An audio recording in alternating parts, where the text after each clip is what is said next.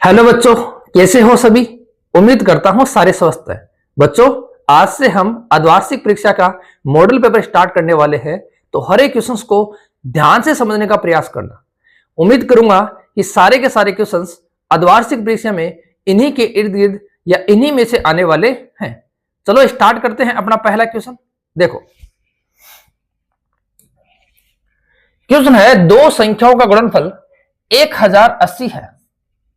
यदि उनका महत्तम समापवर्तक 30 है तो उनका लघुत्तम समापवर्तक ज्ञात कीजिए। बच्चों, एक ही प्रश्नावली जब हमने पढ़ी थी तो मैंने आपको एक फॉर्मूला बताया था, और फॉर्मूला क्या था कि दो संख्याओं का गुणनफल, दो संख्याओं का गुणनफल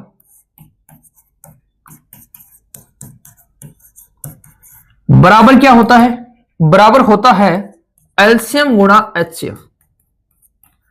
अब हमारे पास में क्या है? दो संख्याओं गुणनफल है 1080, तो यहां क्या लिख देंगे? 1080 बराबर क्या हो जाएगा? एलसीएम गुणा एचसीएफ। कितना है? एचसीएफ है अपना 30। अब ये 30 गुणा में है, इधर किस में आएगा? भाग में। तो एलसीएम बराबर क्या आ जाएगा? 1080 भाग 30।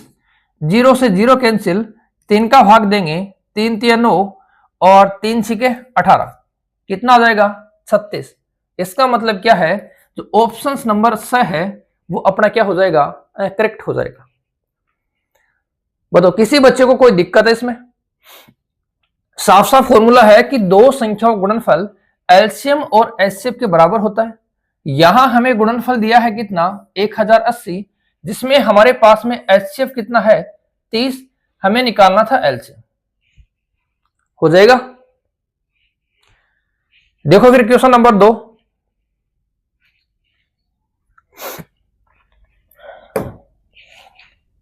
निम्न रेखिक समीकरण युग्म के हल है।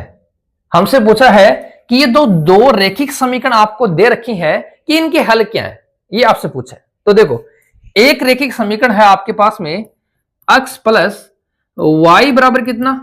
4, और दूसरी है x माइनस वाई बराबर कितना? 2। अगर मैं विलोपन विधि से करूं तो इसको कैसे सरल करूंगा? देखो, y से y क्या हो जाएगा? कैंसिल हो जाएगा। x और x कितने हो जाएंगे? 2x बराबर 4 और 2 कितने हो जाएंगे? 6। तो x का मान कितना आ जाएगा? 6/2 बराबर कितना हो जाएगा बच्चों? 3। x का मान कितना हो जाएगा? 3। ऐसे ही हम किसका मान निकालेंगे? ऐसे ही हम निकालेंगे y का मान।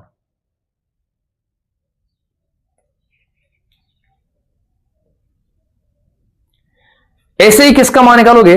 y का। देखो, पहले तो ये देखो कि x का मान 3 ऑप्शन में कौन से में? ये रहा। इसका मतलब अपना यही ऑप्शन क्या होगा? सही होगा। x का मान 3 यहां है, यहां x का मान 1 है, यहां x का मान 4 है, और यहां x y दोनों का मान 2 है। तो पहला ही ऑप्शन क्या है अपना? सही है। लेकिन अगर दो ऑप्शन में x का मान 3 आ जाए तो क्या करेंगे? इस x के मान को कहां रखोगे? इस एक में रख दो। तो हमारे पास क्या आएगा? x की जगह 3 प्लस y बराबर कितना? 4। देखो, x की जगह कितना आएगा? 3 प्लस y बराबर कितना? 4। अब यहां 3 को इस साइड में लेके जाओगे तो y का मान क्या आ जाएगा? 4 माइनस 3 बराबर कितना? 1। तो हमारा कौन सा ऑप्शन सही है? हमारा पहला ही ऑप्शन सही है। बच्चों, विलोपन विधि से हमने क्या किया है? इस क्वेश्चन का हल किया है। बताओ, किसी को कोई दिक्कत है? अगर दिक्कत नहीं है तो बढ़ते हैं अपने अगले क्वेश्चन की ओर। Question number 3। देखो, m के किस मान के लिए 10 m और -2 समांतर श्रेणी में होंगे? हमारे पास बच्चों 3 पद है। पहला पद है 10, दूसरा पद है m, और तीसरा पद है -2। m का कोई ऐसा मान जिसके लिए तीनों कैसे हों? समांतर श्रेणी में। जिसके लिए क्या हो? ये तीनों समांतर श्रेणी में। कैसे निकालेंगे? ध्यान से समझना। समांतर श्रेणी में क्या होता है? पदों का सार्वत्रिक अंतर क्या होता है? बराबर होता है ना। तो क्या करेंगे? यहां से बच्चों सार्वत्रिक अंतर निकालेंगे। ये प्रथम पद हो गया a1, ये हो गया a2 और ये क्या हो गया a3। तो क्या लिखोगे, दूसरे पद में से पहला पद a2 माइनस क्या हो जाएगा a1 बराबर a3 माइनस क्या हो जाएगा a2। यहां से मान रखो, a2 का मान कितना है m, a1 का मान कितना है 10 बराबर a3 का मान कितना है -2 और a2 का मान कितना है m। इस m को इधर ले आओ, ये m इधर आएगा तो m, माइनस वाला इधर आएगा तो क्या हो जाएगा प्लस का m बराबर, ये है -2 और ये -10 उधर जाएगा तो किसका हो जाएगा प्लस का 10। m और m क्या हो गए 2m बराबर प्लस के 10 और माइनस के 2 कितना बचेगा 8 बचेगा। m बराबर क्या आ जाएगा, m बराबर आ जाएगा 8/2 बराबर कितना 4। m का मान 4 कहां है सर, पहले ऑप्शन में है, इसका मतलब ये क्या हो जाएगा, ये सही हो जाएगा। एक तो तरीका बच्चों ये है, इस तरीके से भी दे सकते हैं। दूसरा तरीका, अगर ऑप्शन वाला क्वेश्चन है तो डायरेक्ट भी दे सकते हैं कि इन दोनों का जोड़ और उसका आधा ही क्या होगा m होगा। कहने का मतलब पहला पद a1 प्लस a3 और उसका आधा ही क्या होगा a2 होगा। a1 प्लस a3 का आधा ही क्या होगा a2 होगा। a1 का मान कितना है 10, a3 का मान कितना है -2/2। कहने का मतलब 8/2 बराबर क्या आ जाएगा 4। इस तरीके से भी निकाल सकते हैं, लेकिन इस तरीके से ये शानदार तरीका है बच्चों, हर क्वेश्चन में काम करेगा। यहां अगर आपको तीसरे पद की जगह चौथा पद दे देगा तो फिर ये तरीका नहीं लगेगा, समझे इस बात को। तो इस तरीके से हम सारे पद निकाल सकते हैं और इससे हम बच्चों सिर्फ वही पद निकाल सकते हैं जो बीच में होता है। दिक्कत है किसी को नहीं है तो फिर जल्दी से नोट करें, फिर बढ़ेंगे अपन अगले क्वेश्चंस की ओर।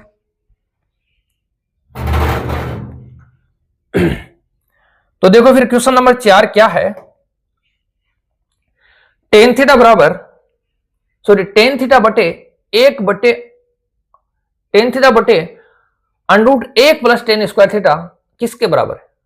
देखो समझो इसको, ऊपर लिखा है टेन थीटा, नीचे लिखा है √1 plus ten square theta. Tan theta को अगर हम बदलना चाहिए तो क्या लिखेंगे सर, टेन थीटा को लिख सकते हैं अपन साइन थीटा बटे कोस थीटा, साइन थीटा बटे कोस थीटा। और 1 प्लस टेन स्क्वायर थीटा बराबर क्या होता है, 1 प्लस टेन बराबर होता है sec theta, sec square theta. Square हटाएंगे तो साथ में क्या हट जाएगा √ आएगा क्या साइन थीटा बटे कोस थीटा, और इसको चेंज करेंगे सेक को तो क्या आ जाएगा 1/कोस थीटा। अब इस कोस से कोस क्या हो जाएगा कैंसिल और हमारे पास में क्या बचेगा साइन थीटा। कौन से ऑप्शन में, बी वाले ऑप्शन में। तो अपना बी वाला ऑप्शन क्या हो जाएगा करेक्ट हो जाएगा। बताओ इजी सा क्वेश्चन था, इजी था ना।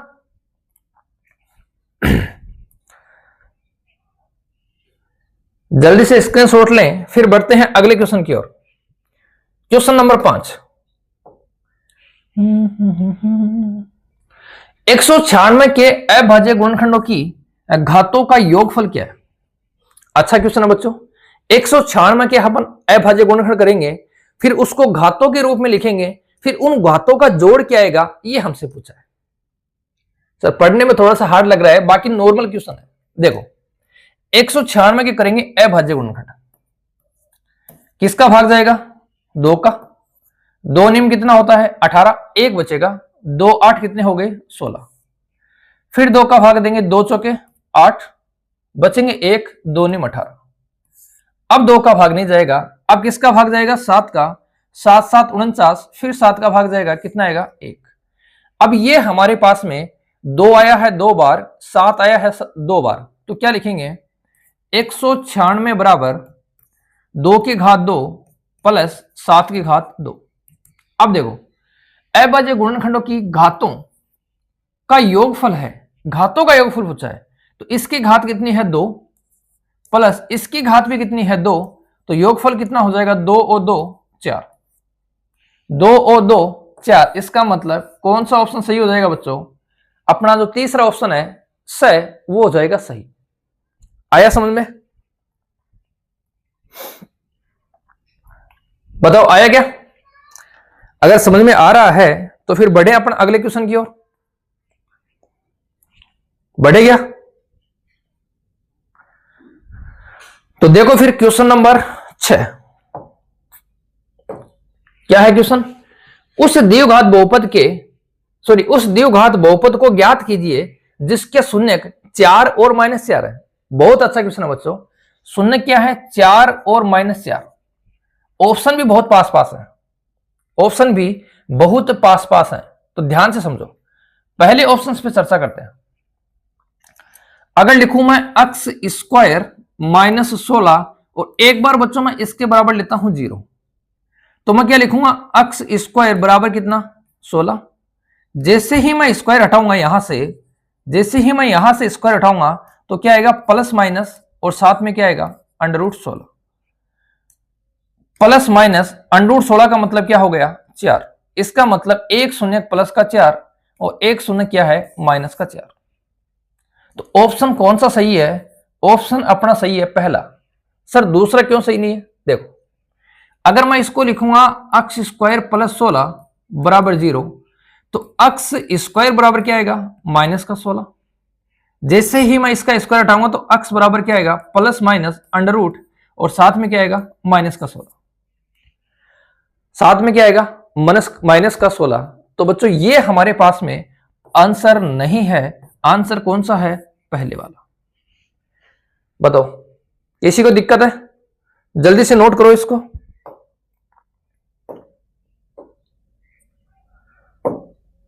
जल्दी से नोट करो कौन सा हो जाएगा? x स्क्वायर -16 हो जाएगा।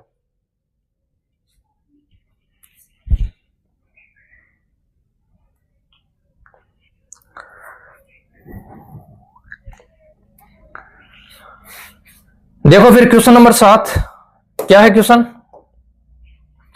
एक वृत्त की परिधि 176 सेमी है, तो इसकी त्रिज्या क्या है? बच्चों हमसे पूछा है परिधि से त्रिज्या।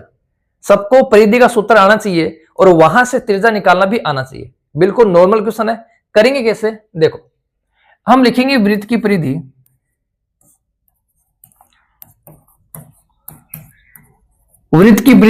क्या होती है? सर 2πr होती है। दी हुई कितनी है? 176। कितनी दी हुई है? 176। 2 का 2 आ जाएगा। पाई का मान कितना ले लेंगे? 22/7। आर का मान हमें निकालना है, बराबर कितना हो जाएगा? 176। आर बराबर क्या आएगा? 176 गुणा, जो भाग में है वो गुणा में जाएंगे, और जो गुणा में है वो कहां जाएंगे बच्चों? भाग में। 22 का भाग देंगे तो 22 कितनी बार जाएगा? 8 बार जाएगा क्या? 22 8 176, ये 2 आएगा यहां पे। 22 8 176, 8 का 8 में भाग देंगे 2 का, कितनी बार? 4 बार। तो आर का मान कितना आ जाएगा? 7 चौके 28। किस ऑप्शन में 28 आ रहा है? तो ऑप्शन नंबर जो 6 है इसमें क्या आ रहा है? 28 आ रहा है। दोबारा देख लो, वृत्त की परिधि ज्ञात करने का यह फॉर्मूला होता है।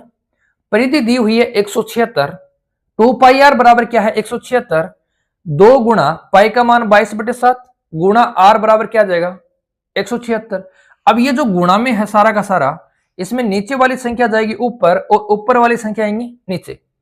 कैलकुलेशन करेंगे तो आर का मान कितना आ जाएगा? 28 आ जाएगा।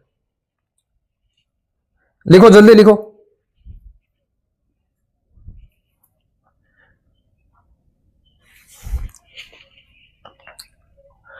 बढ़ते हैं अपन अगले क्वेश्चन की ओर। क्वेश्चन नंबर 8 क्या है क्वेश्चन? tan 45 प्लस कोट 45 का मान क्या होगा?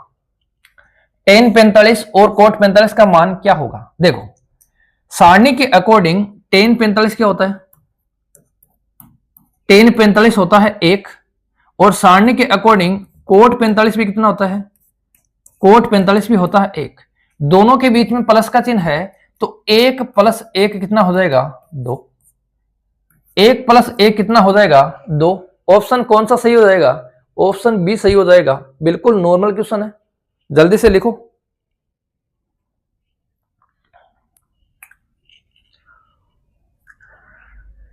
देखो फिर क्वेश्चन नंबर 9, एक ठोस अर्धगोले की त्रिज्या 7 सेंटीमीटर है, इसका संपूर्ण पृष्ठीय क्षेत्रफल क्या होगा। एक अपने पास में अर्धगोला है और उसकी त्रिज्या कितनी है 7, हमसे पूछा है संपूर्ण पृष्ठीय क्षेत्रफल। ठीक है, तो क्या लिखेंगे अपन, आर का मान हमारे पास में है 7 और अर्धगोले का संपूर्ण पृष्ठीय क्षेत्रफल, अर्धगोले का संपूर्ण पृष्ठीय क्षेत्रफल क्या हो जाएगा। सूत्र याद है सबको, अरे सूत्र याद है क्या, अर्धगोले का संपूर्ण पृष्ठीय क्षेत्रफल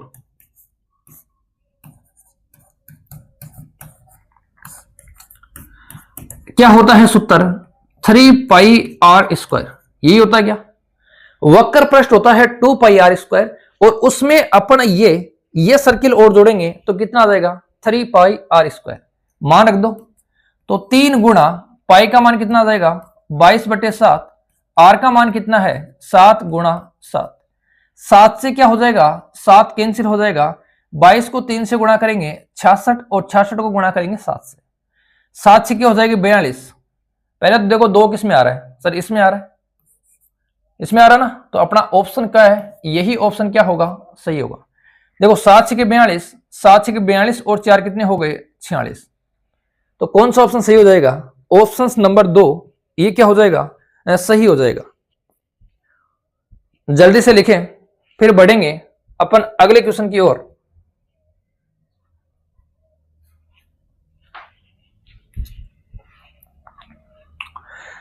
क्वेश्चन नंबर 10 क्या है क्वेश्चन, देखो एक पासे को एक बार फेंका जाता है, सम संख्या को प्राप्त करने की प्रायिकता, सम संख्या आने की प्रायिकता, ध्यान से समझो कि पासे के संभावित परिणाम कितने हैं, संभावित परिणाम, और संभावित परिणाम क्या है, जब पासे को एक बार फेंकेंगे तो उसमें एक आ सकता है, 2, 3, 4, 5 और 6, ये सभी आ सकते हैं। पासे को एक बार फेंकेंगे तो 1, 2, 3, 4, 5, 6 ये सारे के सारे आ सकते हैं। हमसे पूछा है सम संख्या, अब सम संख्या के लिए क्या होगा, इसमें से सम संख्या कौन सी है, इसमें से सम संख्या अपने पास में 2, 4 और 6, ये क्या है सम संख्या। सम संख्या है कितनी, तो आपका जवाब आएगा सर सम संख्या है 3, कितनी है 3, तो प्रायिकता क्या हो जाएगी, सम संख्या की घटना बटे कुल संभावित परिणाम, तो 3/6 भाग देंगे तो क्या आ जाएगा 1/2, 1/2 कौन से ऑप्शन में है, पहले ऑप्शन में है। अब इसी में अपन 1-2 क्वेश्चन और कर लेते हैं। अगर हमसे पूछता अभाज्य संख्या, क्या पूछता अभाज्य संख्या, तो कौन कौन सी होती हैं, 2, 3, 5, कितनी है वही 3 है, अभाज्य संख्या भी कितनी है वही 3 है, तो प्रायिकता क्या हो जाएगी 3/6 और काटेंगे तो क्या आएगा 1/2। अगर यहां से पूछे विषम संख्या, तो विषम संख्या कौन सी है 1, 3, 5, प्रायिकता क्या हो जाएगी 1/2। लेकिन अगर बात करूं यहां से भाज्य संख्या की, तो भाज्य संख्या हमारे पास में यहां कितनी है 4 और 6, प्रायिकता कितनी होगी 2/6, काटेंगे तो क्या आएगा 1/3। ठीक है, तो ऐसे क्वेश्चन यहां से बन सकते हैं। यह भी हो सकता है कि 2 से बड़ी संख्या या 2 से छोटी संख्या आने की प्रायिकता, 2 या 2 से बड़ी संख्या आने की प्रायिकता। हाँ, तो इस प्रकार के बच्चों यहां से क्वेश्चन पूछे जा सकते हैं। चारों के चारों क्वेश्चन मैंने एक क्वेश्चन में करवाने का प्रयास किया है, सभी नोट करेंगे जल्दी से। फिर बढ़ेंगे अपन अपने अगले क्वेश्चन की ओर। क्वेश्चन नंबर 11 क्या है क्वेश्चन, देखो द्विघात समीकरण के शून्य क्या है। अच्छा क्वेश्चन है, द्विघात समीकरण द्विघात बहुपद के शून्य क्या है। शून्य ज्ञात करने के लिए क्या करते हैं अपन, देखो गुणनखंड विधि का प्रयोग करते हैं, तो लिखेंगे x square minus 6x plus कितना 8। क्या करते हैं, इस 6 के सर हम टुकड़े करते हैं, इस 6 के क्या करते हैं टुकड़े, जोड़ने या घटाने पर 6 ही आना चाहिए, लेकिन गुणा करने पर क्या आना चाहिए 8। तो 4 और 2 कितने होते हैं 6, और इनको गुणा करेंगे तब कितना आ जाएगा 8। तो क्या लिखेंगे, x square minus 4x minus 2x plus कितना 8। सर दोनों संख्या माइनस की क्यों ली, देखो माइनस का 4 और माइनस का 2 क्या बनेंगे, माइनस का 6, माइनस माइनस होगा गुणा करने पर प्लस, और 4 को 2 से गुणा करेंगे तो क्या आएगा 8। अब यहां एक जोड़ा बनेगा और यहां पर क्या बनेगा, एक जोड़ा बनेगा, यहां से क्या कॉमन आएगा x, तो ये बचेगा x माइनस 4, यहां से क्या कॉमन आएगा माइनस का 2, और ये भी बनेगा x माइनस 4। जो 2 बार लिखा हुआ होता है उसको क्या करते हैं, एक बार लिखते हैं ना, तो लिखो ये आ गया x माइनस 4, और यहां वाला क्या आ जाएगा x माइनस 2। अब शून्य के लिए एक बार ये शून्य और एक बार ये शून्य, इसको शून्य करेंगे तो क्या आएगा x माइनस 4 बराबर शून्य, और x बराबर क्या आ जाएगा 4। इसको शून्य करोगे तो x माइनस 2 बराबर शून्य, और x बराबर क्या आ जाएगा 2। तो x का मान 4 और x का मान 2 कौन से ऑप्शन में है, ये तो है ऑप्शन नंबर ए। कौन से ऑप्शन में है, ऑप्शन नंबर ए। तो अपना इस क्वेश्चन का आंसर क्या हो जाएगा, ऑप्शन नंबर ए हो जाएगा। जल्दी करें, इसको जल्दी से लिखने का प्रयास करें।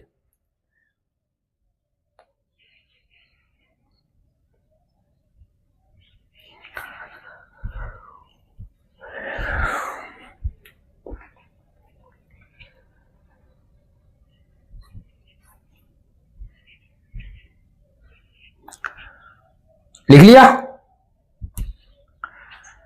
देखो फिर अगला क्वेश्चन, क्वेश्चन नंबर 12। यदि किसी संख्या में इकाई का अंक a तथा दहाई का अंक b है तो वह संख्या क्या है। देखो अगर इकाई का अंक a है और दहाई का अंक b है तो वो संख्या क्या होगी, b। बिल्कुल गलत, b वो संख्या नहीं होगी। अगर ऐसा लिखोगे तो आप लोग इसको लिख दोगे b या ए बी, सर एक ही बात होती है, ये गलत। अब ध्यान समझना, अगर मान लो मेरे पास में कोई संख्या है, उसका इकाई का अंक है 2 और उसका दहाई का अंक है 4, तो मैं संख्या लिखूंगा 4 2 42। अब इसको लिखने का तरीका क्या रहेगा, मैं इसको लिखूंगा 4 गुणा 10 जोड़ 42। इकाई का अंक 2 और दहाई का अंक क्या है 10 से गुणा। यहां भी देखो इकाई का अंक a और दहाई का अंक क्या हो जाएगा 10 से गुणा, और दहाई का अंक क्या है b, तो 10 से गुणा करेंगे तो क्या आ जाएगा 10b। अब बताओ कौन सा ऑप्शन सही हो रहा है, तो ये ऑप्शन है 10a प्लस बी, यहां 10 के साथ b आना चाहिए, ये गलत है। ये है 10b प्लस a, तो ये ऑप्शन क्या हो जाएगा सही हो जाएगा। ये a प्लस बी, ये भी गलत। तो इसका कौन सा ऑप्शन सही है, इसका ऑप्शन नंबर बी सही है। ये समझ में आया होगा, आया था क्या।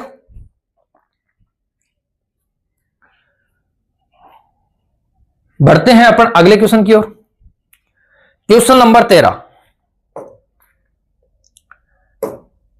देखो बिंदु 5 माइनस 2 की अक्स अक्स से दूरी किससे पूछी है, अक्स अक्स से। मैं आपको दोनों ही बताऊंगा, अक्स अक्स से और वाई अक्स से। संख्या चेंज हो सकती है। जब अक्स अक्स से दूरी पूछे तो क्या लिखना है y, और y अक्स से लिखे पूछे तो क्या लिखना है अक्स। अक्स का निर्देशांक कितना है 5 और y का निर्देशांक कितना है -2। अक्स अक्स से दूरी मतलब y निर्देशांक, और y निर्देशांक कितना है -2। लेकिन ध्यान रखना बच्चों, दूरी कभी भी ऋणात्मक नहीं होती है, तो आंसर क्या आ जाएगा 2। ये हो जाएगा गलत और आंसर क्या आएगा 2। तो अपना ऑप्शन कौन सा सही है, अपना ऑप्शन ब सही है। अगर y अक्ष से दूरी पूछेगा तो कौन सा निर्देशांक लिखेंगे, अक्ष निर्देशांक, और अक्ष निर्देशांक कितना है 5। तो y अक्ष से दूरी पूछेगा तो ये ऑप्शन सही है, अक्ष अक्ष से दूरी पूछेगा तो ये ऑप्शन सही है। ये ऑप्शन कभी भी सही नहीं होगा, क्योंकि बच्चों ध्यान से समझना, मैं 5 किलोमीटर जाता हूं, मैं -5 किलोमीटर जाता हूं। दूरी बच्चों कभी भी नेगेटिव या माइनस वाली नहीं होती है। तो अगर माइनस का आपको निर्देशांक दिया भी है तो क्या करेंगे, उसको प्लस का बनाने का प्रयास करेंगे। तो अपना ऑप्शन कौन सा सही हो जाएगा, ऑप्शन ब सही हो जाएगा।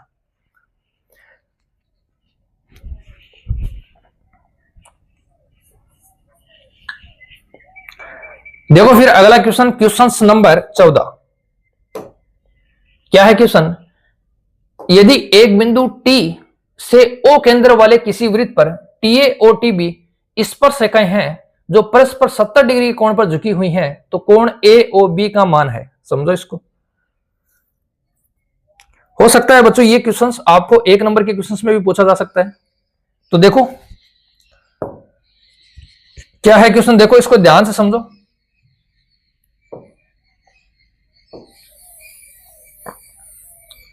ये अपने पास में क्या हो गया, ये अपने पास में हो गया एक वृत्त। यदि एक बिंदु टी से, यहां मान लेते हैं कोई बिंदु है, वो है टी, इस टी बिंदु से स्पर्शरेखाएं क्या है, टीए और टीबी है।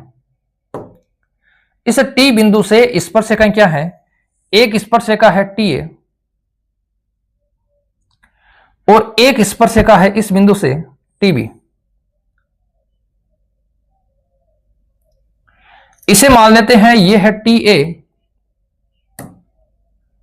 ये क्या है टीए और ये क्या है टीबी। कितने डिग्री के कोण पे झुकी हुई है, आपका जवाब आएगा 70 डिग्री। हमसे पूछा है कोण ए ओ बी, तो यहां लेते हैं केंद्र और केंद्र से ये बिंदु क्या होगा ओ, और इसको मिलाते हैं, इसको क्या करते हैं मिलाते हैं।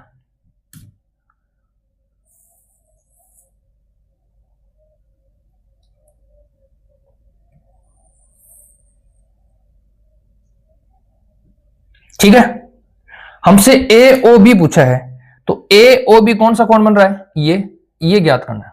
देखो थोड़ा सा समझ लो इसको ध्यान से। हालांकि है अपना रिक्त स्थान सॉरी अभ्यासदा वाला क्वेश्चन, लेकिन अगर ये 2 नंबर के क्वेश्चन या 1 नंबर के क्वेश्चन में पूछा जाए तो क्या लिखेंगे, त्रिज्या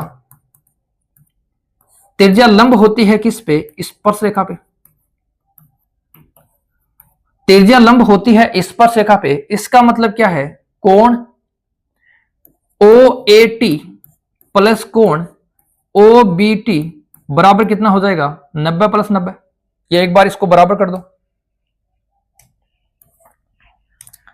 ये दोनों कोण क्या हो जाएंगे, कितने डिग्री के हो जाएंगे, 90 डिग्री के। क्योंकि ये रेखा यहां लंब है और ये रेखा यहां लंब है, तो दोनों कोण कितने हो जाएंगे, 90 डिग्री। अब ये जो चतुर्भुज है ए ओ बी टी, इसके सभी कोणों का योग कितना होता है, 180।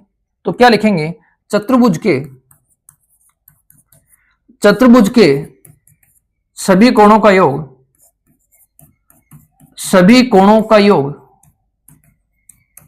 कितना होता है, बताओ 180 होता है या 360। तो चतुर्भुज के सभी कोणों का योग होता है 360, जिसमें से हम चारों कोणों को लिखेंगे तो अपने पास में पहला कोण आ जाएगा कोण ए ओ बी प्लस कोण ओ ए टी प्लस कोण O T B, O B T या ओ ए टी बी, क्या आ जाएगा A T B, A T B plus कोण ओ बी टी बराबर कितना आ जाएगा 360, जिसमें से ये कोण कितने डिग्री का है, 90 डिग्री का, और ये कोण भी कितने डिग्री का है, 90 डिग्री का, और ये कोण कितने डिग्री का है, 70 का। तीनों को जोड़ेंगे तो हमारे पास क्या आएगा, 9 और 9 18, और 18 और 7 कितने हो गए 25। तो कोण ए ओ बी बराबर हो जाएगा 360, ये तीनों उधर जाएंगे तो किसके हो जाएंगे, माइनस के 250, बराबर कितना आ जाएगा 110 डिग्री। कौन सा ऑप्शन सही है, ऑप्शन नंबर 4 बिल्कुल सही है। ये होगा बच्चों इसके लिखने का तरीका। लेकिन ये क्वेश्चन किस में आया है, ऑप्शन वाले क्वेश्चन में पूछा गया है, तो अपन इसको डायरेक्ट भी कर सकते हैं, अपन इसको डायरेक्ट भी कर सकते हैं।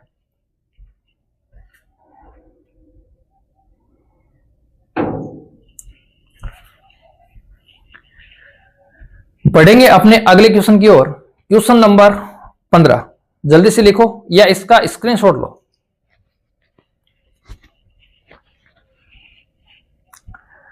देखो फिर क्वेश्चन नंबर 15 क्या है, बंटन 7 4 6 3 8 5 9 का माध्यक क्या होगा। क्या पूछा है हमसे, माध्यक पूछा है। और जब भी बच्चों हमसे माध्यक पूछेगा तो हम क्या लिखेंगे, माध्यक के लिए माध्य के लिए आंकड़ों को क्या करेंगे, आरोही क्रम में लिखने पर, आरोही क्रम में, माध्य के लिए आंकड़ों को क्या लिखेंगे, आरोही क्रम में। आरोही क्रम का मतलब क्या हो गया, छोटे से बड़ा। तो इनमें सबसे छोटा कौन है, इनमें सबसे छोटा है 3, उसके बाद में क्या है 4, फिर क्या है 5, फिर 6, फिर 7 और फिर 8 और फिर क्या आ जाएगा 9। अब इनमें से जो बीच का मान होगा वही क्या होगा, अपना माध्यक होगा। तो इधर से 3 छोड़ देंगे, इधर से 3 छोड़ देंगे, बीच में कौन आ रहा है 6, तो इसका माध्यक कितना होगा 6 होगा। बताओ, इजी क्वेश्चन था, बिल्कुल इजी क्वेश्चन है ना। तो माध्य कितना हो जाएगा 6 हो जाएगा। या तो आरोही क्रम में लिखो या फिर इसको किस में लिखो, अवरोही क्रम में। आरोही क्या लिखोगे, पहले लिखोगे बड़ा और फिर क्या चलोगे छोटा। दोनों में से किसी भी क्रम में लिखकर क्या निकाल सकते हो, इसका माध्यक निकाल सकते हो। क्वेश्चन नंबर 16, प्रायिकता पीई का अधिकतम मान और न्यूनतम मान होगा। अधिकतम और न्यूनतम पूछा है, गलती मत कर देना। किसी भी घटना की प्रायिकता का अधिकतम मान क्या हो सकता है 1 और न्यूनतम मान क्या हो सकता है 0। यह मत कर देना कि सर प्रायिकता 0 से 1 तक होती है, लेकिन इसने उल्टा पूछा है अधिकतम कितना होगा 1 होगा और न्यूनतम कितना होगा 0 होगा। यही होता ना। देखो, किसी भी संख्या की प्रायिकता या किसी भी घटना की प्रायिकता 0 से बड़ी तथा 1 से क्या होगी, 1 से छोटी होगी। 0 से बड़ी तथा 1 से छोटी होगी, तो इसका बड़ा मान क्या है 1 और छोटा मान क्या है 0। तो कभी भी प्रायिकता अधिकतम मान क्या होगा 1 और उसका न्यूनतम मान क्या हो जाएगा 0। क्या प्रायिकता 2 हो सकती है? तब आपका जवाब आना चाहिए सर प्रायिकता कभी भी 2 नहीं होगी, प्रायिकता हमेशा 0 से बड़ी और 1 से क्या होती है छोटी होती है। ठीक है क्या? देखो अगला, R त्रिज्या तथा H ऊंचाई वाले बेलन का आयतन का हमसे पूछा है सूत्र। बेलन का आयतन क्या होता है, बेलन का आयतन, तो बेलन का आयतन ज्ञात करने का सूत्र होता है पाई R की घात 2 H। बेलन का आयतन ज्ञात करने का सूत्र क्या होता है पाई R स्क्वायर H। तो यहां आ जाएगा पाई R स्क्वायर H। अगर बेलन की जगह बच्चों में बात करूं शंकु की, तो यहां शंकु का आयतन पूछता तो क्या हो जाता 1/3 पाई R स्क्वायर H। शंकु का आयतन कितना होता 1/3 पाई R स्क्वायर H। अगर यहां आपसे आयतन पूछता गोले का, तो गोले का आयतन क्या होता 4/3 पाई R की घात कितनी हो जाती 3। अगर यहां आपसे पूछता अर्धगोले का, तो अर्धगोले का क्या हो जाता, अर्धगोले का हो जाता 2/3 पाई R की घात कितनी 3। और बाकी अगर बच्चों आपको मैं बताऊं तो आयतन हमेशा क्या होता है, आयतन होता है आधार का क्षेत्रफल, आधार का क्षेत्रफल गुणा ऊंचाई। आयतन क्या होता है, आयतन हमेशा होता है आधार का क्षेत्रफल, आधार का क्षेत्रफल गुणा ऊंचाई। अगर आकृति ऊपर से नीचे तक सेम है तो आयतन के लिए सूत्र होता है आधार का क्षेत्रफल गुणा ऊंचाई। अब अगर बेलन बताऊं तो ये हमारे पास में बेलनाकार कोई आकृति है, इसका आधार कैसा है सर, इसका आधार है वृत्त के जैसा, और ये क्या हो गई इसकी ऊंचाई। तो आयतन के लिए क्या लिखेंगे, वृत्त का क्षेत्रफल मतलब आधार का क्षेत्रफल, और किससे गुणा करेंगे ऊंचाई से, तो पाई R स्क्वायर H। लेकिन शंकु में ऐसा नहीं होता। शंकु में ऐसा क्यों नहीं होता उसको भी समझ लो। ये हमारे पास में शंकु है, इसका आधार तो वृत्त के जैसा है, लेकिन यहां वाला सिरा है वो वृत्त के जैसा नहीं है। अगर ये और ये दोनों सेम होते तो पाई आर स्क्वायर एच कर देते। तो यहां नीचे वाला सिरा तो वृत्त के जैसा है, लेकिन ऊपर वाला सिरा वृत्त के जैसा नहीं होने के कारण हमने इस सूत्र में ये अप्लाई नहीं किया। आगे देखो क्वेश्चन नंबर 18। यदि बहुपद का 1 शून्य 3 है तब k का मान क्या होगा। हमारे पास में एक बहुपद है 2x square plus x plus k, इसका 1 शून्य, इसका शून्य कितना है, इसका शून्य 3 है। तो हमसे पूछा है k बराबर क्या होगा। देखो शून्य क्या होता है, एक ऐसा मान जिसको बहुपद में रखने पर बहुपद शून्य के बराबर हो जाए तो वो क्या कहलाएगा, उस बहुपद का शून्य कहलाएगा। तो अगर मैं x की जगह 3 रखता हूं तो ये बहुपद किसके बराबर होगा, शून्य के बराबर। तो क्या लिखेंगे, 2 गुणा 3 की घात कितनी, 2 प्लस 3 प्लस k बराबर क्या हो जाएगा, शून्य। 2 गुणा 3 की घात 2 का मतलब क्या है, 3 की घात 2 का मतलब 9। तो 2 गुणा क्या आ जाएगा, 9 जोड़ 3 बराबर 3 प्लस k बराबर क्या आ जाएगा, शून्य। 9 दूनी 18 और 3 कितने हो गए, 21। तो k बराबर क्या आ जाएगा, माइनस के 21। k का मान कितना आ जाएगा, माइनस के 21। बताओ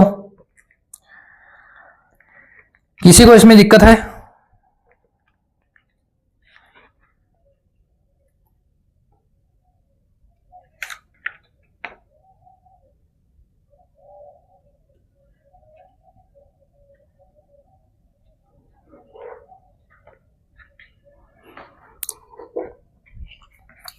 बताओ किसी को दिक्कत है इसमें।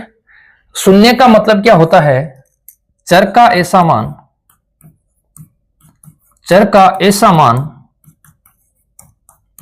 जिसे बहुपद में रखने पर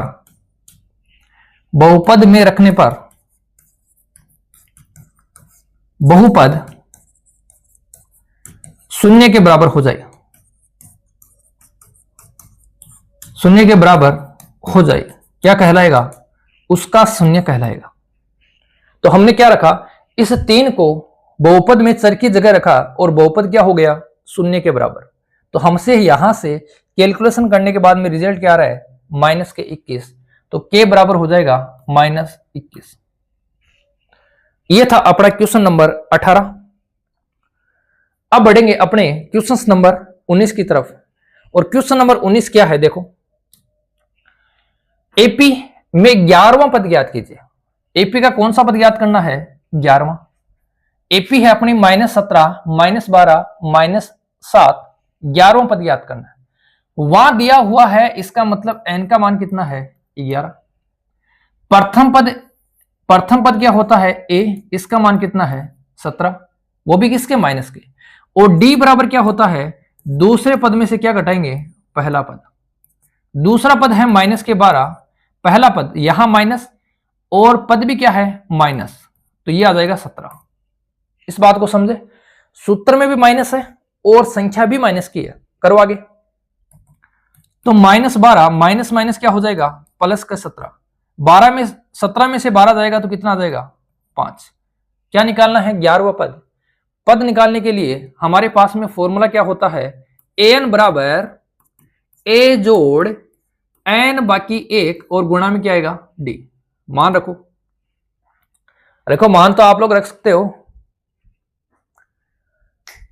रखो जल्दी रखो।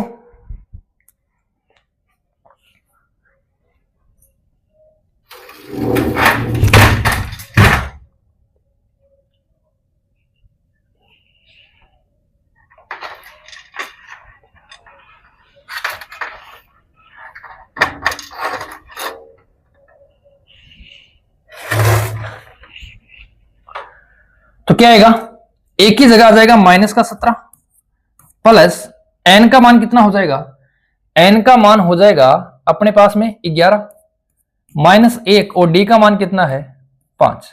सरल करो तो -17 प्लस 1 घटाएंगे 10 बचेगा, 10 को 5 से गुणा करेंगे 50, 50 में से 17 कम कर देंगे तो क्या आ जाएगा, 33। तो हमारे पास में इस एपी का 11वां पद कितना हो जाएगा? 33। बढ़ेंगे अगले क्वेश्चन की ओर। अरे सबको समझ में आ गया? मैंने तुझे चुन लिया। देखो फिर क्वेश्चन नंबर 20। उस त्रिज्य खंड का क्षेत्रफल ज्ञात कीजिए जिसके चाप की लंबाई 10 सेंटीमीटर और उसकी त्रिज्या 6 है। चाप की लंबाई 10 है और त्रिज्या कितनी है? 6। तो मैंने आपको एक फॉर्मूला लिखवाया था कि त्रिज्य खंड का क्षेत्रफल जब चाप की लंबाई दी हो, जब चाप की लंबाई दी है, जब चाप की लंबाई दी है तब त्रिज्य खंड का क्षेत्रफल क्या होता है? याद आ रहा है सबको? याद आ रहा है क्या? क्या होता है? 1/2 गुणा चाप की लंबाई होती है L और गुणा त्रिज्या, यही होता ना? 1/2 गुणा L गुणा R। तो 1/2 चाप की लंबाई कितनी है? 10 और त्रिज्या कितनी है? 6। काट देंगे, कितनी बार कटेगा? 3 बार। और 10 को 3 से गुणा करेंगे 30 वर्ग सेंटीमीटर। 30 क्या आ जाएगा? वर्ग सेंटीमीटर आ जाएगा। तो इस क्वेश्चन का आंसर इस प्रकार लिखोगे। ये ऑप्शन वाला नहीं है, इस बच्चों इसका ध्यान रखना। तो चाप की लंबाई हमारे पास में कितनी है? चाप की लंबाई है 10 और त्रिज्या कितनी है? 6 सेंटीमीटर। तो आंसर कितना आ जाएगा? 30 वर्ग सेंटीमीटर। हो गया? बिल्कुल नॉर्मल क्वेश्चन है, हो गया होगा। तो फिर देखो क्वेश्चन नंबर 21 क्या है? क्वेश्चन नंबर 21, एक मीनार उसके तल से 100 मीटर की दूरी पर उन्नयन कोण 30 डिग्री है। 100 मीटर की दूरी पर स्थित बिंदु से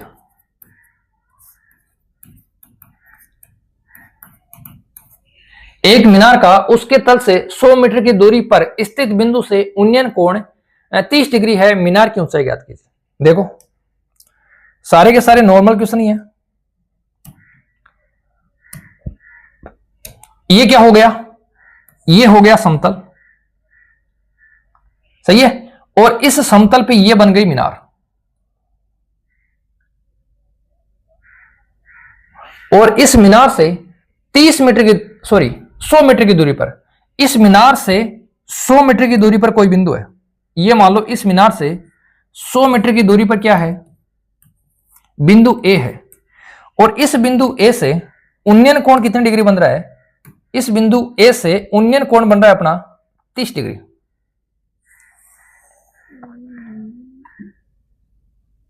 उन्नयन कोण कितनी डिग्री बन रहा है? 30 डिग्री। हमसे पूछा है मीनार की ऊंचाई। इस बिंदु को ए मान लो, ये हो जाएगा बी, ए तो इसको मान लिया था हमने। अगर इसको हमने ए मान लिया था तो ये क्या हो जाएगा? ये हो जाएगा सी। ठीक है, तो क्या लिखोगे? माना मीनार की ऊंचाई, और क्या मान लोगे? मीनार की ऊंचाई BC बराबर H मीटर। साथ में उन्नयन कोण, और उन्नयन कोण क्या है? उन्नयन कोण है CAB बराबर कितना? 30 डिग्री। ठीक है, तो लगा देंगे। हमसे लंब पूछा है और हमें आधार दिया हुआ है, तो कौन सा थीटा? Sir tan theta. तो क्या लिखोगे? त्रिभुज ABC में टेन थीटा बराबर लंब क्या है? BC, आधार क्या है? AB। थीटा का मान रख दो। थीटा का मान है 30 डिग्री, तो क्या लिखोगे? टेन 30 डिग्री बराबर BC बटे AB कितना है? 100। टेन 30 का मान क्या होता है? 1/√3 बराबर आ जाएगा BC बटे 100। वज्र गुणा करेंगे, ये इससे गुणा होगा और ये इससे गुणा होगा, तो हमारे पास आ जाएगा BC√3 बराबर कितना? 100। और BC बराबर क्या आ जाएगा? 100/√3 मीटर। 100/√3 मीटर। यह था आपका क्वेश्चन नंबर 21। जल्दी से नोट करें, फिर बढ़ेंगे अपन अगले क्वेश्चन की ओर।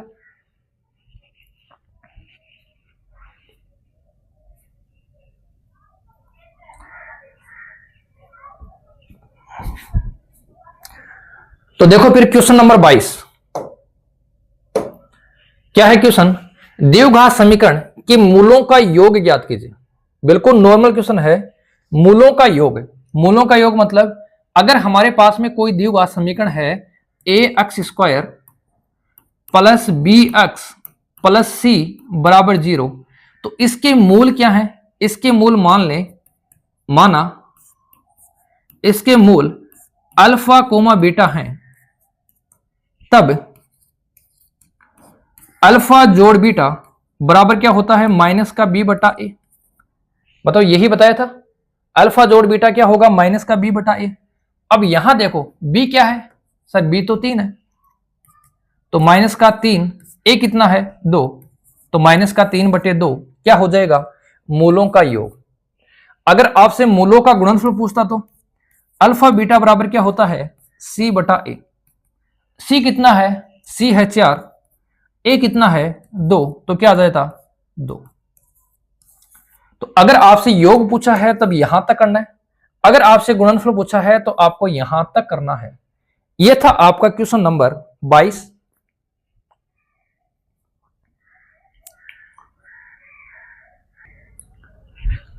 देखो फिर अगला क्वेश्चन, क्वेश्चन नंबर 23 क्या है क्वेश्चन, क्वेश्चन है निम्नलिखित में से सही उत्तर चुनिए। त्रिज्या r वाले वृत्त के उस त्रिज्य खंड का क्षेत्रफल जिसका कोण क्या है p डिग्री।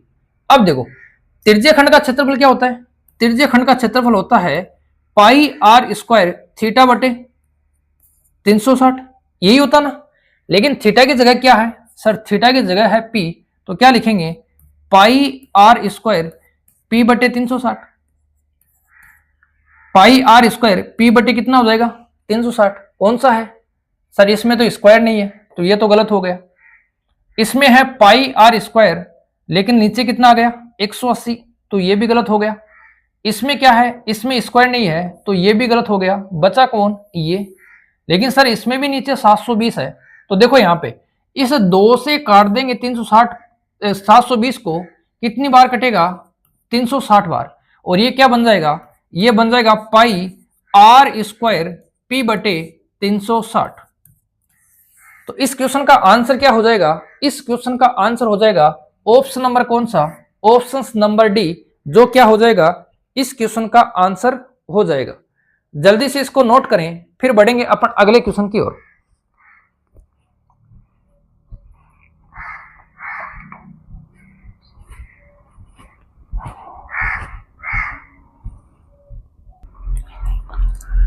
देखो फिर अगला क्वेश्चन क्या है, क्वेश्चन नंबर 24 क्या है, वह एपी निर्धारित कीजिए, वह एपी निर्धारित कीजिए जिसका तीसरा पद 5 और सातवां पद 9 है।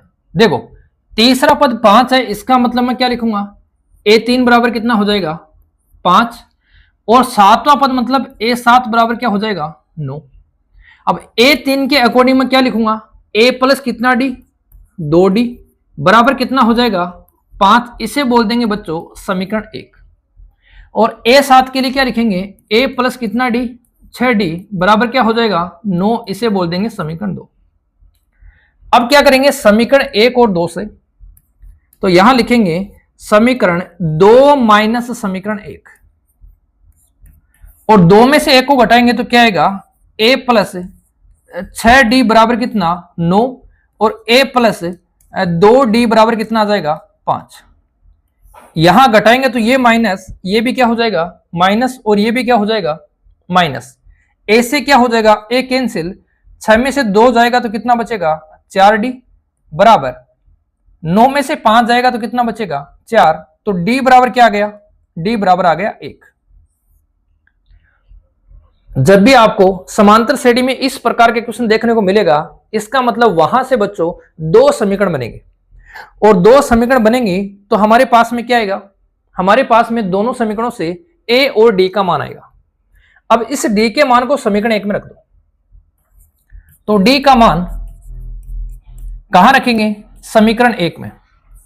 डी का मान समीकरण 1 में रख दो तो क्या आएगा अपने पास में? देखो अपने पास आएगा a प्लस 2 गुणा डी का मान कितना है? 1 बराबर कितना आ जाएगा? 5। तो a जोड़ 2 को 1 से गुणा करेंगे, 2 बराबर क्या आएगा? 5। और a बराबर क्या आ जाएगा? 5 बाकी 2 बराबर कितना? 3। a का मान 3, d का मान कितना है? 1। तो AP क्या होगी? AP हो जाएगी पहला पद कितना? 3। पहले पद में जोड़ेंगे सार्व अंतर तो कितना हो जाएगा? 4। उसमें अगले में जोड़ेंगे सार्व अंतर तो कितना हो जाएगा? 5। इस प्रकार हमारी क्या बन जाएगी? समांतर श्रेणी बन जाएगी।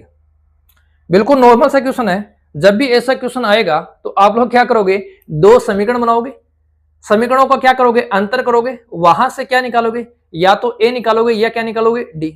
अगर आपने वहां से d का मान निकाल लिया तो उस d के मान को आप किसी भी समीकरण में रखोगे और क्या आएगा? a का मान आएगा। तो जल्दी लिखो और फिर बढ़ते हैं अपन अगले क्वेश्चन की ओर।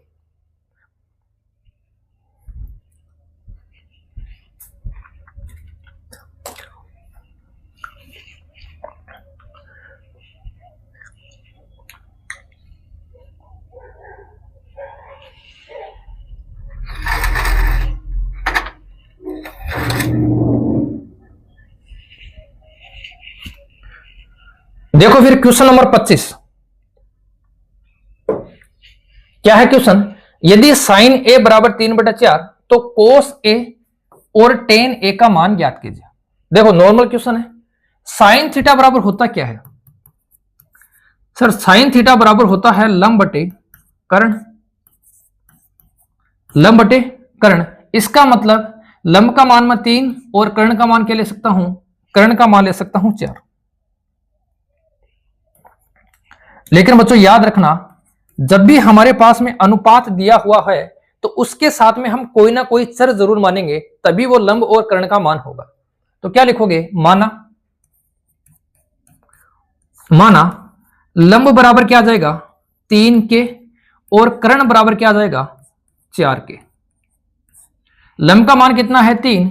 अनुपात है, इसके साथ में हमने क्या मान लिया? के मान लिया। अब हमारे पास में लंब है और कर्ण है, लेकिन हमें चाहिए कोस थीटा के लिए हमें चाहिए आधार, और टेन थीटा के लिए भी हमें क्या चाहिए?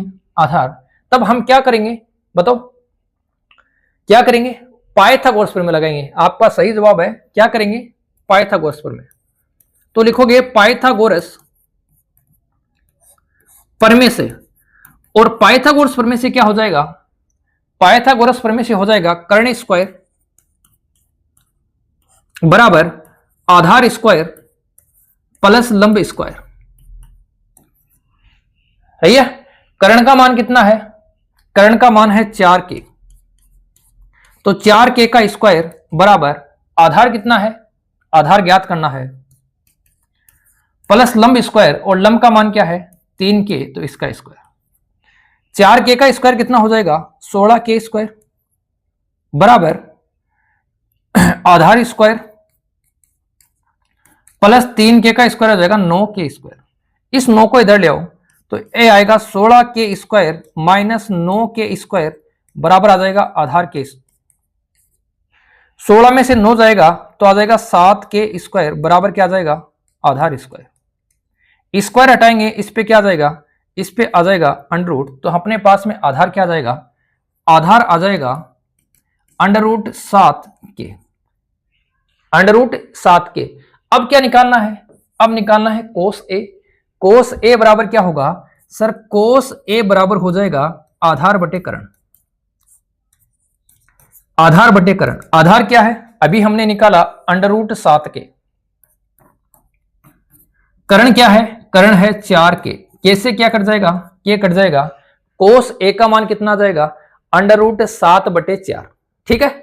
टेन ए। टेन ए बराबर क्या होता है? सर ये होता है लंब बटे आधार। लंब कितना है? लंब है अपना 3 के। आधार कितना है? अंडर रूट 7 के। कैसे क्या हो जाएगा? के कट जाएगा, बचेगा क्या? 3 बटे अंडर रूट 7। ये क्या हो जाएगा? ये हो जाएगा अपना टेन ए का मान। हो गया? बताओ किसी को दिक्कत है इसमें? नहीं है ना। क्या करेंगे, जब भी हमारे पास में इस फॉर्म में क्वेश्चन आएगा तो हमें क्या पूछेगा, हमें पहले पूछेगा पाइथागोरस प्रमेय। पाइथागोरस प्रमेय का यूज करके इन त्रिकोणमितीय अनुपातों को हम आसानी से निकाल सकते हैं। देखो फिर अगला क्वेश्चन, क्वेश्चन नंबर 26। 5 सेमी त्रिज्या वाले एक वृत्त के बिंदु पर स्पर्शरेखा PQ केंद्र O से जाने वाली एक रेखा से बिंदु O पर इस प्रकार मिलती है कि OQ बराबर 12 सेंटीमीटर, PQ की लंबाई ज्ञात कीजिए।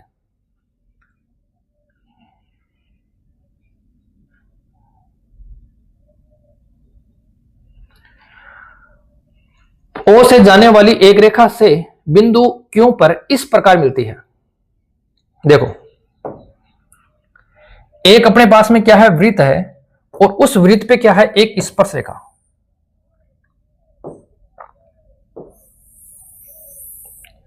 ये वृत्त हो गया और इस वृत्त पे क्या है, एक स्पर्श रेखा है। हालांकि यहां नाम होना चाहिए कि वृत्त के एक बिंदु पर स्पर्श रेखा, अब बिंदु P है या क्या है वो हमें पता होना चाहिए। तो एक बार अपन स्पर्श रेखा खींचते हैं। मान लो यहां कोई बिंदु है और इस बिंदु से हमने स्पर्श रेखा खींची, ठीक है। स्पर्श रेखा PQ केंद्र O से जाने वाली एक रेखा से बिंदु Q पर इस प्रकार मिलती है कि OQ बराबर कितना है, 12 सेंटीमीटर। OQ कितना है बच्चों, 12 सेंटीमीटर। एक बार देखते हैं क्वेश्चंस की लैंग्वेज क्या है, यहां कौन सा बिंदु लिखा हुआ है।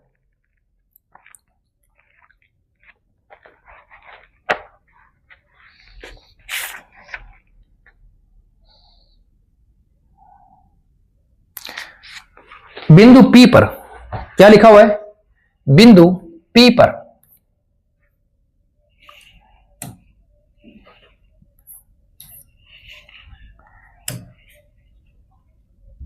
वृत्त के बिंदु P पर स्पर्श रेखा PQ। इसका मतलब बच्चों यहां जो बिंदु है वो वृत्त के बिंदु P और स्पर्श रेखा क्या हो गई, PQ। O से जाने वाली एक रेखा जो बिंदु Q पर इस प्रकार मिलती है। O से मतलब केंद्र से जाने वाली एक रेखा, और केंद्र से जाने वाली रेखा क्या होगी, केंद्र से जाने वाली रेखा अपने पास में हो जाएगी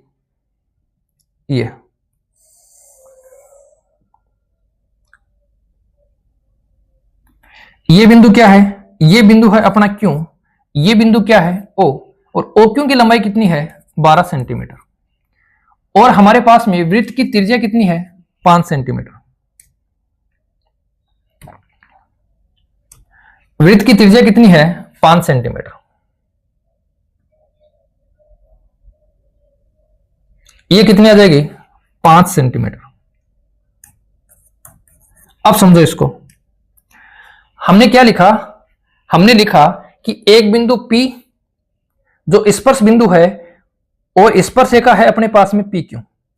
केंद्र O से Q की दूरी कितनी है, 12 सेंटीमीटर, और PQ जो त्रिज्या है उसकी लंबाई कितनी है, 5 सेंटीमीटर। हम क्या लिखेंगे, हम लिखेंगे त्रिज्या लंब होती है किस पे, त्रिज्या लंब होती है किस पे, स्पर्श रेखा पे। त्रिज्या किस पे लंब होती है, स्पर्श रेखा पे। जब त्रिज्या स्पर्श रेखा पे लंब होती है इसका मतलब ये कोण कितने डिग्री का हो जाएगा, 90 डिग्री का। तो क्या लिखोगे, OP लंब है किस पे, PQ पर। तब कोण OPQ बराबर कितना, 90 डिग्री। अतः त्रिभुज OPQ क्या है, समकोण है। एक कोण 90 डिग्री है, इसका मतलब त्रिभुज कैसा है, समकोण है। और समकोण त्रिभुज में क्या होता है, पाइथागोरस प्रमेय। तब क्या लिखोगे, पाइथागोरस प्रमेय से अगर हमें दो भुजाएं दी हैं और एक भुजा तीसरी भुजा निकालनी है तो किस प्रमेय का प्रयोग करेंगे, पाइथागोरस प्रमेय का। क्या आ जाएगा, देखो ये हो जाएगा 90 के सामने वाली कर्ण, तो पाइथागोरस प्रमेय से क्या होता है, कर्ण स्क्वायर मतलब OQ स्क्वायर। आधार क्या हो जाएगा, PQ, और लंब क्या हो जाएगा, लंब हो जाएगा OP। सरल करेंगे तो OQ का मान कितना है, 12 का स्क्वायर, PQ का मान हमें ज्ञात करना है, और OP का मान कितना है, 5 का स्क्वायर। 12 का स्क्वायर कितना हो जाएगा सर, 12 का स्क्वायर हो जाएगा 144, बराबर पी क्यू स्क्वायर, और 5 का स्क्वायर क्या हो जाएगा 25, 25 को इधर ले आओ तो 144 माइनस कितना आ जाएगा 25 बराबर पी क्यू स्क्वायर। 144 में से 25 घटाओगे आपके पास आ जाएगा 119 बराबर आ जाएगा पी क्यू स्क्वायर। स्क्वायर हटाएंगे तो इस पे क्या आ जाएगा अंडर रूट। तो पी क्यू बराबर क्या आ गया, पी क्यू बराबर आ गया अंडर रूट 119 सेंटीमीटर। जल्दी से इसको देखो और इसको लिखने का प्रयास करो। क्या क्या लगा इसमें, इसमें हमने लिखा कि त्रिज्या है वो स्पर्श रेखा पे क्या होती है लंब होती है, और जब त्रिज्या स्पर्श रेखा पर लंब होती है इसका मतलब क्या है कि हमारे पास में ओ पी क्यू ये कितने डिग्री का कोण बनेगा 90 डिग्री का। जब ये 90 डिग्री का कोण बनेगा तो ये त्रिभुज कैसा होगा, ये त्रिभुज हो जाएगा समकोण, और समकोण हो गया तो इसमें हम क्या लगा सकते हैं, इसमें हम लगा सकते हैं पाइथागोरस प्रमेय, और पाइथागोरस प्रमेय से क्या आ जाएगा, पाइथागोरस प्रमेय से पी क्यू मतलब स्पर्श रेखा की लंबाई आ जाएगी √119 सेंटीमीटर। जल्दी से स्क्रीनशॉट ले लिया होगा। बढ़ते हैं अंतिम क्वेश्चन की ओर। अंतिम क्वेश्चन क्या है, यदि पीई मतलब घटना ई के घटित होने की प्रायिकता कितनी है 0.05, तो ई नहीं की प्रायिकता हमसे पूछिए। मैंने आपको क्या बताया था, घटना के घटित होने की प्रायिकता पीई प्लस घटना के घटित नहीं होने की प्रायिकता पीई बार बराबर कितना होता है 1। इन दोनों का जोड़ हमेशा क्या होगा 1 होगा। तो पीई का मान रख दो 0.05 प्लस पीई नहीं बराबर क्या आ जाएगा 1। अब ये इससे यहां से इधर पक्षांतरण करेंगे तो क्या आ जाएगा पीई बार बराबर आ जाएगा 1 माइनस 0.05। 1 से घटाएंगे तो हमारे पास क्या आएगा 1.00 में से घटाना है 0.05, क्या आएगा 5, यहां क्या आ जाएगा 9, यहां पॉइंट और यहां क्या आ जाएगा 0, तो हमारे पास आ गया 0.95।